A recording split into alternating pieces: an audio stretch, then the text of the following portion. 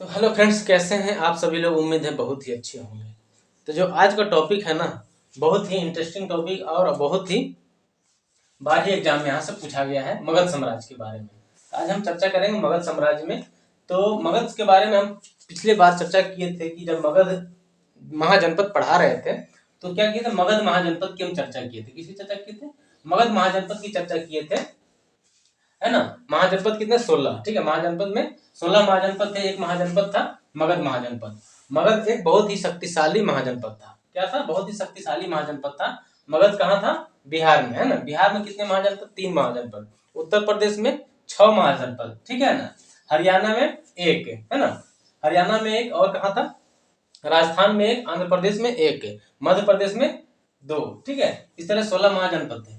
तो हम बात करते हैं तो मगध जनपद में शासन किन किन लोगों ने किया, मतलब मगध मगध साम्राज्य में शासन किन किन शासकों ने किया। तो सबसे पहले हर्यक वंश ने शासन किया। शिशुनाग वंश ने, नंद वंश ने, मौर्य वंश ने, सुंग वंश ने, कण्व वंश ने, शक एवं सिथियनों ने मगध साम्राज्य में शासन किया था, ठीक है। तो बात करते हैं तो सभी वंश का अलग अलग है।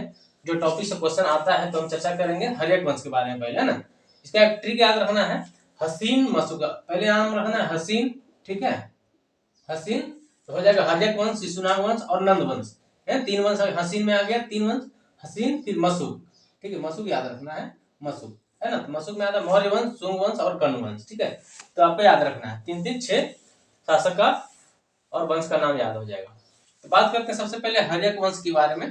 तो हर्यक वंश की शासनकाल कब से कब तक था? तो क्वेश्चन पूछा जाता है कि 544 से लेकर के 412 ईस्वी पूर्व तक क्या था, मगध वंश में हर्यक वंश का शासन काल रहा था, है ना। मगध साम्राज्य में हर्यक वंश का शासन काल कब से कब रहा? 544 ईस्वी पूर्व से 412 ईस्वी पूर्व तक। संस्थापक यानी स्थापना किसने किया था?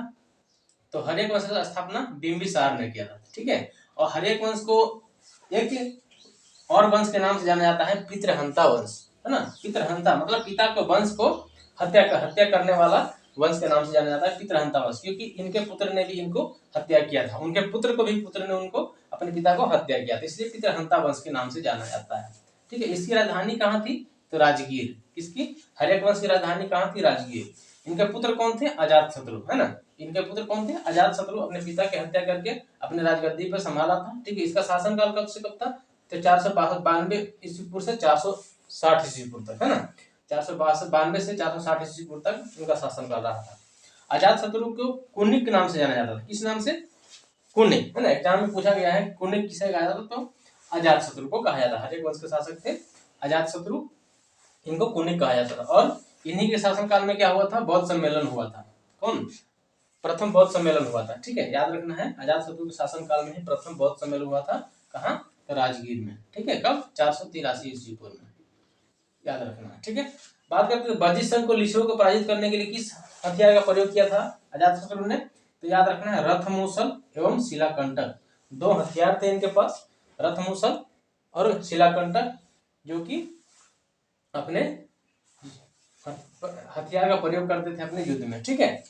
अजातशत्रु के बाद में बता दिया कि प्रथम बौद्ध सम्मेलन हुआ था।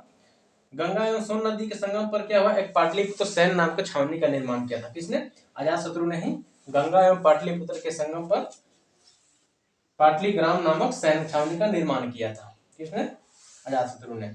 और इसी पाटलिग्राम शहर को, पाटलिग्राम को पाटलिपुत्र शहर के रूप में विकसित किसने किया था? तो उदयन, इसका पुत्र था उदयन, है ना। तो किसको विकसित किया था? पाटलिग्राम को एक शहर बना दिया गया, ठीक है। इसी को एक राजधानी बनाया गया। पाटलिपुत्र शहर को राजधानी किसने बनाया था? तो उदयन ने, ठीक है। और हर्यक वंश की राजधानी कहाँ थी? तो राजगीर। तो यहाँ से क्वेश्चन पूछा जाता है हर्यक वंश से। जो हर्यक वंश से क्वेश्चन बनता है वो आपको बताया, ठीक है। दूसरा क्वेश्चन है, दूसरा वंशी है शिशुनाग वंश। इसका शासनकाल 412 ईस्वी से लेकर 344 ईस्वी पूर्व तक है। शिशुनाग वंश। शिशुनाग वंश कौन था? तो हर्यक वंश का सेनापति था। हर्यक वंश का क्या था? एक सेनापति था, जो क्या था? मगध क्षेत्र पर क्या किया था? कब्जा कर लिया। किसने?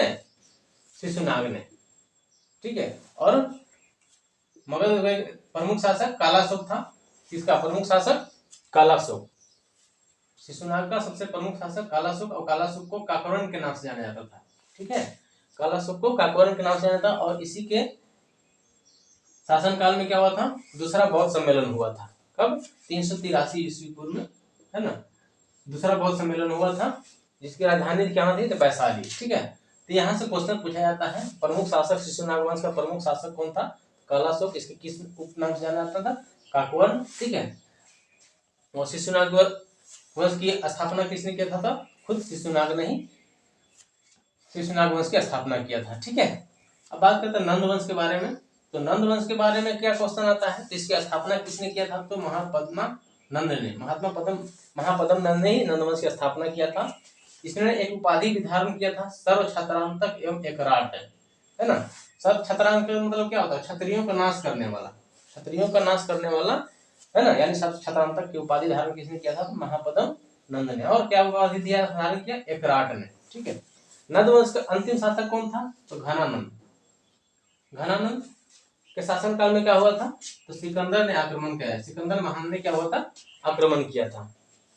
सिकंदर कहाँ का रहने वाला था?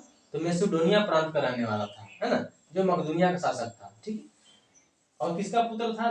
फिलिप का पुत्र। कभी एग्जाम में पूछा गया है कि किसका, सिकंदर का पिता का नाम क्या था? तो छत्र फिलिप का पुत्र था, है ना, छत्र फिलिप नाम था उनका। भारत पर आक्रमण किस उद्देश्य से किया था? तो विश्व विजय पाने के उद्देश्य से भारत पर आक्रमण किया था। किसने? सिकंदर ने। बात करते हैं तो भारत में युद्ध कब हुआ था? तो सिकंदर एवं पोरस के बीच युद्ध हुआ था 326 ईस्वी पूर्व में, है ना। सिकंदर एवं पोरस के बीच युद्ध हुआ था 326 ईस्वी पूर्व में। इसमें क्या हुआ था? पोरस की हार हो गई थी। आपको याद रखना, सिकंदर की हार हो गई थी, लेकिन सिकंदर ने क्या किया? इनकी वीरता को देख करके इनको फिर जीता हुआ क्षेत्र था उनको वापस लौटा दिया था। किसको? पोरस को। ठीक है, और इनकी पत्नी, सिकंदर की पत्नी ने पोरस को हाथ में राखी भी बांधी थी। ठीक है, बात करते हैं तो किस नदी के तट पर यह युद्ध हुआ था? तो झेलम नदी के तट पर।